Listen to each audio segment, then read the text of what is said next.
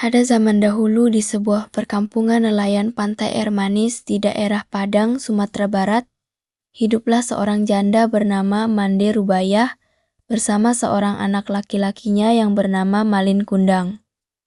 Mande Rubayah amat menyayangi dan memanjakan Malin Kundang. Malin adalah seorang anak yang rajin dan penurut.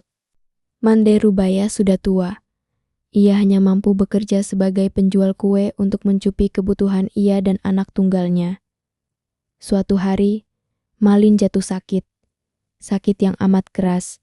Nyawanya hampir melayang, namun akhirnya ia dapat diselamatkan berkat usaha keras ibunya. Setelah sembuh dari sakitnya, ia semakin disayang. Mereka adalah ibu dan anak yang saling menyayangi. Kini, Malin sudah dewasa, ia meminta izin kepada ibunya untuk pergi merantau ke kota, karena saat itu sedang ada kapal besar merapat di pantai air manis. Jangan, Malin. Ibu takut terjadi sesuatu denganmu di tanah air rantau sana. Menetaplah di sini, temani ibu, nak. Ibu, tenanglah. Tidak akan terjadi apa-apa denganku. Ini kesempatan, Bu. Karena belum tentu setahun sekali akan ada kapal besar yang merapat ke pantai ini. Aku ingin merubah nasib kita, Bu. Izinkanlah. Baiklah, ibu izinkan. Kata ibunya sambil menangis. Meski dengan berat hati, akhirnya Mande Rubayah mengizinkan anaknya pergi. Kemudian Malin dibekali dengan nasi berbungkus daun pisang sebanyak 7 bungkus. Untuk bekalmu, nak, di perjalanan. Katanya sambil menyerahkannya pada Malin. Setelah itu berangkatlah Malin Kundang ke tanah rantau, meninggalkan ibunya sendirian. Hari-hari terus berlalu, hari yang terasa lambat bagi Mande Rubayah. Setiap pagi dan sore, Mande Rubayah memandang ke laut. Nak, sudah sampai manakah kamu berlayar, nak? Tanyanya dalam hati sambil terus memandang laut. Ia selalu mendoakan anaknya agar selalu selamat dan cepat kembali. Beberapa waktu kemudian, jika ada kapal yang datang merapat, ia selalu menanyakan kabar tentang anaknya. Apakah kalian melihat anakku, Malin? Apakah dia baik-baik saja? Kapan dia pulang? Tanyanya. Namun setiap ia bertanya pada awak kapal atau nahkoda, tidak pernah mendapatkan jawaban. Malin tidak pernah menitipkan barang atau pesan apapun kepada ibunya. Bertahun-tahun Mande Rubayah terus bertanya namun tak pernah ada jawaban hingga tubuhnya semakin tua. Kini ia jalannya mulai terbungkuk-bungkuk. Pada suatu hari Mande Rubayah mendapat kabar dari nahkoda yang dulu membawa Malin.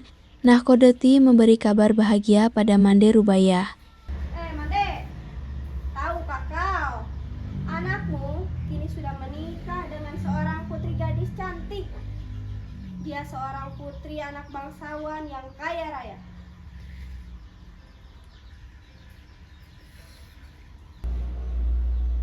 Malin, cepatlah pulang, nak. Ibu sudah tua. Kapan kau pulang, nak? Rintihnya pilu setiap malam. Layakin anaknya pasti datang. Benar saja tak berapa lama kemudian di suatu hari yang cerah, dari kejauhan tampak sebuah kapal yang megah dan indah berlayar menuju pantai. Orang kampung berkumpul. Mereka mengira kapal itu milik seorang sultan atau seorang pangeran. Mereka menyambutnya dengan gembira. Malin, anakku. Benarkah kau anakku, nak? Malin terkejut karena dipeluk wanita tua renta yang berpakaian kompang camping itu. Tidak memberi Lah kabar tak percaya bahwa wanita itu adalah ibunya. Malin, Malin, ini ibumu, nak. Kenapa kau menjadi seperti ini, nak?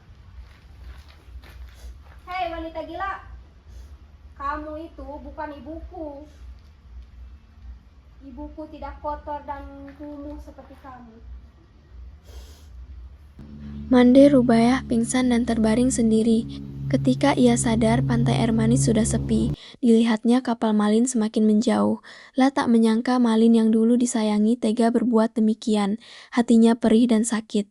Lalu tangannya ditengadahkannya ke langit. La kemudian berdoa dengan hatinya yang pilu. Ya Tuhan, kalau memang dia bukan anakku, aku maafkan perbuatannya.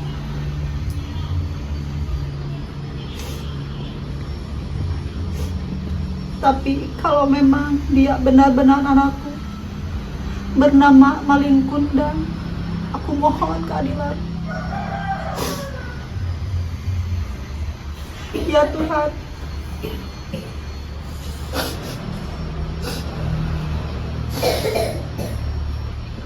Esoknya saat matahari pagi muncul di ufuk timur, badai telah reda. Di kaki bukit terlihat kepingan kapal yang telah menjadi batu. Itulah kapal Malin Kundang. Tampak sebongkah batu yang menyerupai tubuh manusia. Itulah tubuh Malin Kundang, anak durhaka yang kena kutuk ibunya menjadi batu karena telah durhaka. Di sela-sela batu itu berenang-renang ikan teri, ikan belanak, dan ikan tengiri. Konon, ikan itu berasal dari serpihan tubuh sang istri yang terus mencari Malin Kundang.